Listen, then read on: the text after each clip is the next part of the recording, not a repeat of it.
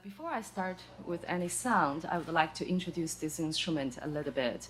This is a 7-string zither. It's a chordophone made by solid wood, 2 pieces of wood stuck together, and the process of making this instrument can take as little as 7 years, because they have a very complicated process of dry wood and also lacquering, to put lacquer on the top of it, layer after another layer, to make sure the instrument can last over 1,000 years. This is one of the most ancient Chinese musical instruments called the guqin. Gu in Chinese means ancient.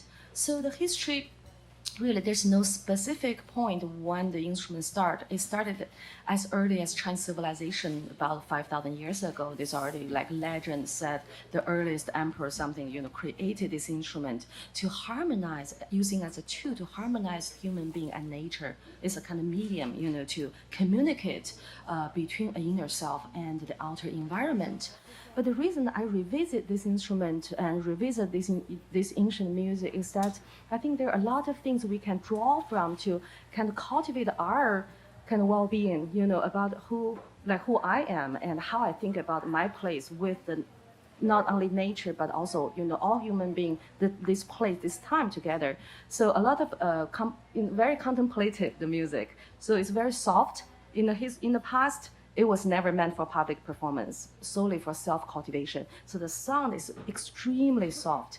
So the first piece, I think, I want to play a piece. This piece dedicated for friends, or some, very kindred spirit friends who probably left us or go somewhere else. So here is Remembering of an Old Friend.